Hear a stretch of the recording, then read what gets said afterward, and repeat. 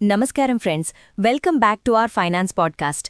ఈరోజు మనం బడ్జెట్ సమయంలో ఫ్రీక్వెంట్గా వినిపించే ఒక పెద్ద మాట, అదే ఫిస్కల్ డిసిప్లిన్ గురించి సింపుల్గా తెలుసుకుందాం. అసలు ఫిస్కల్ డిసిప్లిన్ అంటే ఏంటి అంటే, మనం మన ఇంటి బడ్జెట్ని ఎంత జాగ్రత్తగా మెయింటైన్ చేస్తామో, గవర్నమెంట్ కూడా దేశం యొక్క బడ్జెట్ని అంత జాగ్రత్తగా మెయింటైన్ చేయడం. ఉదాహరణకి, ఒక కుటుంబం ఆదాయం 50,000 రూపాయలు అయితే వాళ్ళు ఆ 50,000 లోపే ఖర్చు పెట్టుకుంటే దాన్ని డిసిప్లిన్ అంటారు. అలాగే గవర్నమెంట్కి ట్యాక్సెస్ ద్వారా వచ్చే ఆదాయంలోపే ఖర్చులుంటే అది ఫిస్కల్ డిసిప్లిన్.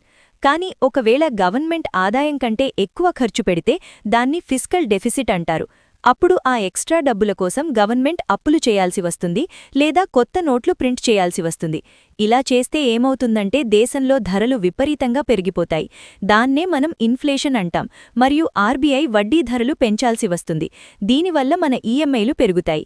అందుకే ఫారెన్ ఇన్వెస్టర్స్ ఎప్పుడూ ఫిస్కల్ డిసిప్లిన్ పాటించే దేశాల్లోనే ఇన్వెస్ట్ చేయడానికి ఇష్టపడతారు. సో ఈసారి బడ్జెట్లో నిర్మలా సీతారామన్ గారు ఫిస్కల్ డెఫిసిట్ టార్గెట్ని ఎంత పెట్టారు అని చెప్పినప్పుడు అది తక్కువ ఉంటే మనకి మంచిది అని గుర్తుపెట్టుకోండి. ఇలాంటి ఇంపార్టెంట్ ఎకనామిక్ టర్మ్స్ని సింపుల్ తెలుగులో నేర్చుకోవడానికి మా ఛానల్ని తప్పకుండా సబ్స్క్రైబ్ చేసుకోండి. అలాగే బెల్ ఐకన్ని క్లిక్ చేయండి.